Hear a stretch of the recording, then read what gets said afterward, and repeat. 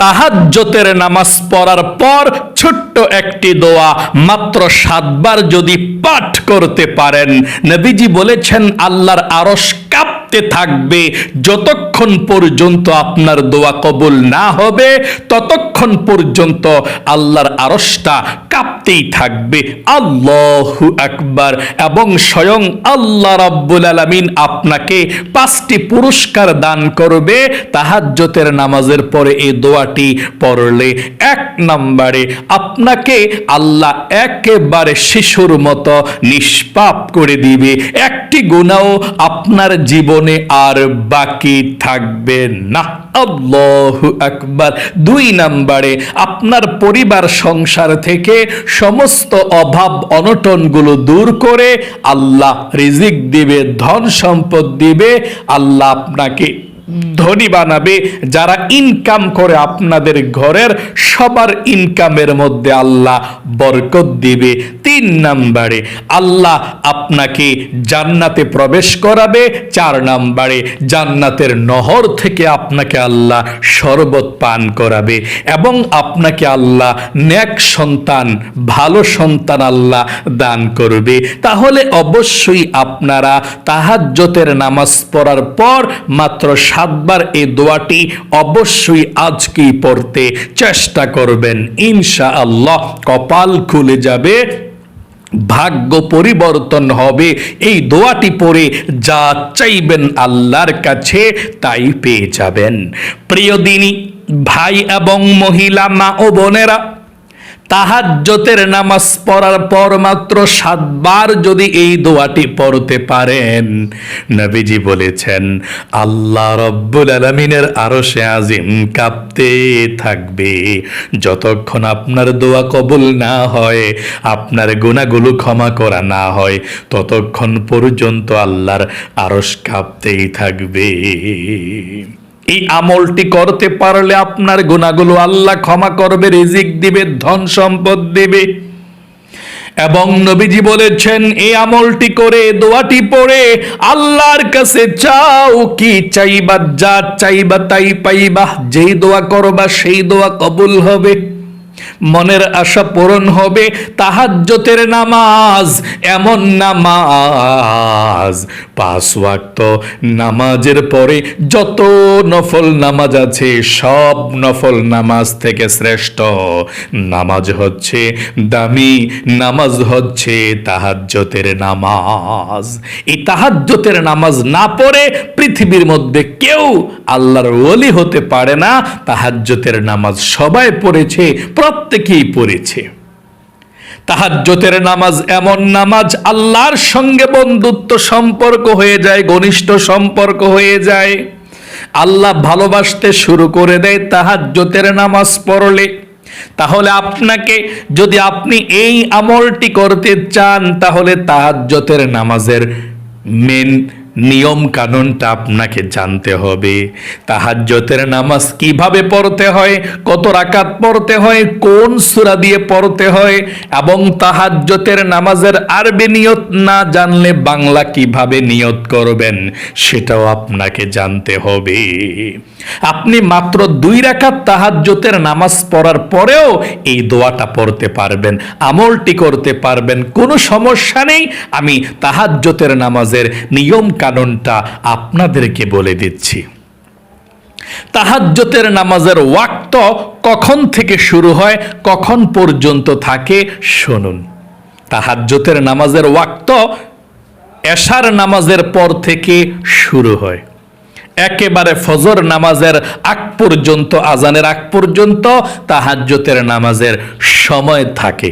তাহাজ্জুদের নামাজের উত্তম এবং শ্রেষ্ঠ একটি সময় আছে। নবীজি বলেছেন প্রতি রাত্রে ওই সময় আল্লাহ আরশে আজিমকে ছেড়ে দিয়ে দুনিয়ার প্রথম আসমানের মধ্যে চলে আসে এবং পৃথিবীর সব মানুষকে, আপনাকে আমাকেও আল্লাহ ডাকতে থাকে এবং বলতে থাকে, কে আছো অভাব অনটনের মধ্যে, আমার কাছে বলো, আমি আল্লাহ প্রথম আসমানের মধ্যে চলে এসেছি তোমার দোয়া কবুল করার জন্যে। তুমি কি অভাব অনটনের মধ্যে আছো? আমার কাছে বলো, আমি আল্লাহ তোমার অভাব অনটনগুলো দূর করে দেব। আমার কাছে রিজিক চাও। এবং নবীজি বলেছেন, আল্লাহ আরো বলতে থাকেন, কে আছো অসুস্থতার মধ্যে, আমার কাছে সুস্থতা চাও, আমি আল্লাহ রব্বুল আলামিন তোমাকে সুস্থ করে দেব। নবীজি বলেছেন, আল্লাহ রব্বুল আলামিন আরো বলতে থাকেন, কে আছো বিপদ আপদ বালা মুসিবতের মধ্যে, দুঃখ কষ্টের মধ্যে, আমার কাছে বলো, আমি আল্লাহ তোমাদের দুঃখ কষ্ট বিপদ আপদ বালা মুসিবত দূর করে দেব। প্রতি রাত্রে ওই সময়টাতে আল্লাহ প্রথম আসমানে আসে।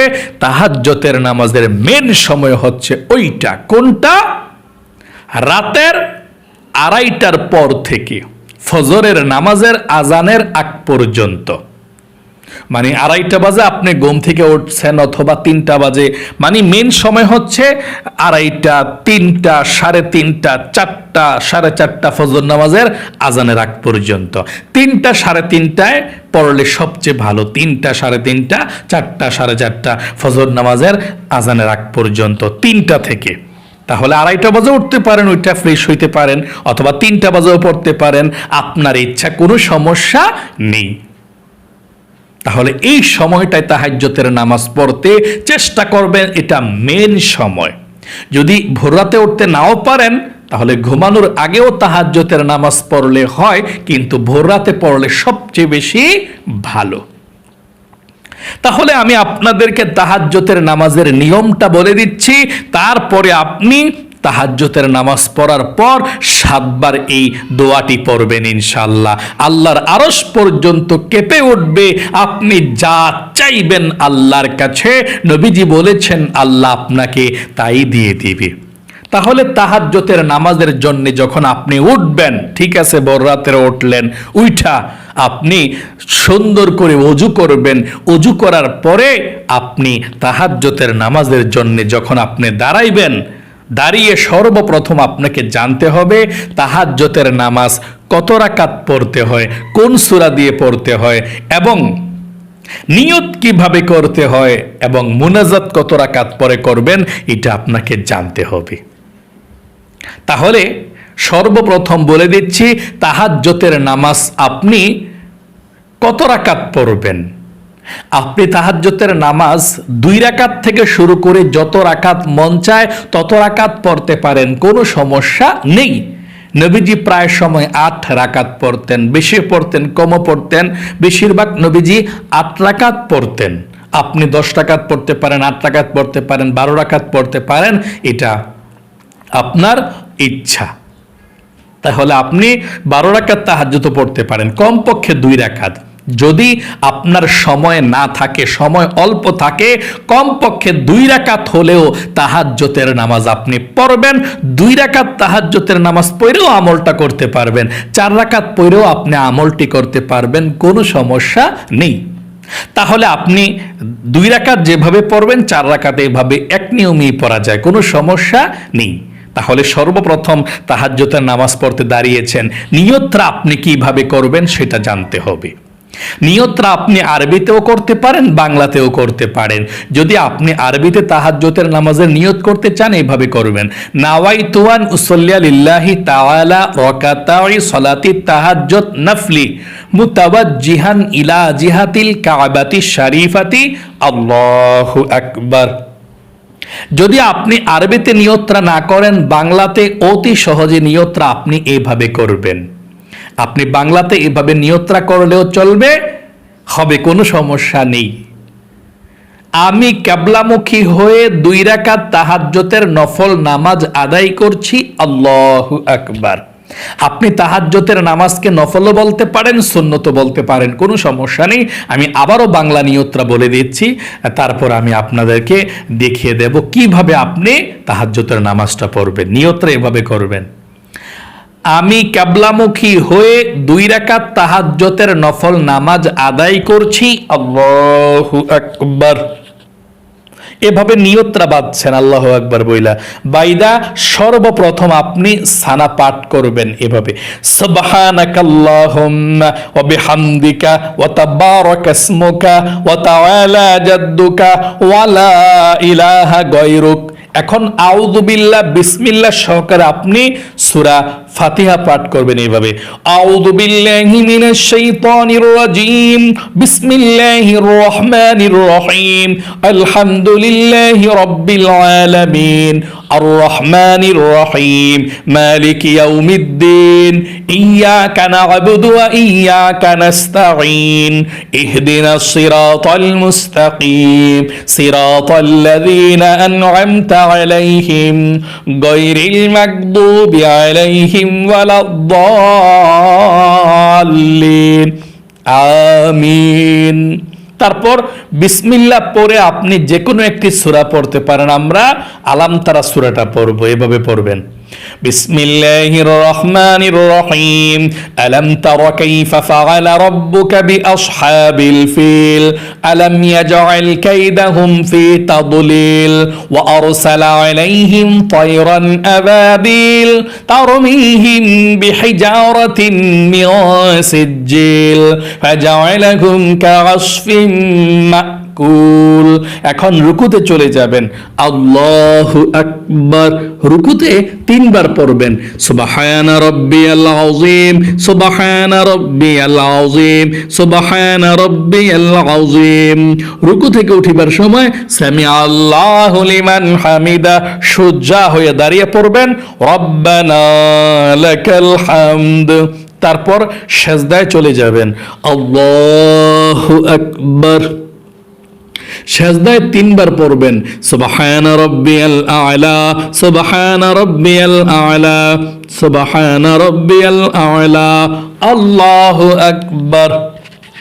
দুই সেজদার মাঝখানে সোজা হইয়া বৈশা একটু দেরি করবেন, তারপর আবার সেজদায় চলে যাবেন, আল্লাহু আকবার।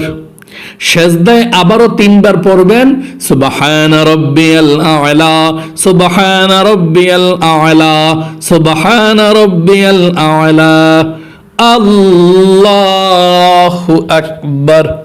দ্বিতীয় রাকাতের জন্য দাঁড়িয়েছি, দাঁড়িয়ে বিসমিল্লাহির রহমানির রহিম পড়ে আলহামদু সূরাটা পড়তে হবে প্রথমের মতো। আলহামদু সূরাটা পড়ে বিসমিল্লাহির রহমানির রহিম পড়ে আপনি যে কোনো একটি সূরা পড়তে পারেন, কুল হুয়াল্লাহ সূরা বা যে কোনো একটা সূরা পড়া আপনি রুকুতে চলে যাবেন, আল্লাহু আকবার বলে। রুকুতে গিয়ে তিনবার পড়বেন সুবহানা রাব্বিয়াল আযীম, তারপর রুকু থেকে উঠিবার সময় পড়বেন সামি আল্লাহু লিমান হামিদা, সোজা হয়ে দাঁড়িয়ে পড়বেন রব্বানা লাকাল হামদ। তারপর সেজদায় চলে যাবেন, আল্লাহু আকবার, সেজদায় তিনবার পড়বেন সুবহানা রাব্বিয়াল আ'লা, তিনবার পড়ে আবার বসে যাবেন, আল্লাহু আকবার। দুই সেজদার মাঝখানে বসে একটু দেরি করবেন, তারপর আবার সেজদায় চলে যাবেন, আল্লাহু আকবার। দ্বিতীয় সেজদায় গিয়ে আবারও তিনবার পড়বেন সুবহানা রাব্বিয়াল আ'লা, সুবহানা রাব্বিয়াল আ'লা, সুবহানা রাব্বিয়াল আ'লা, আল্লাহু আকবার।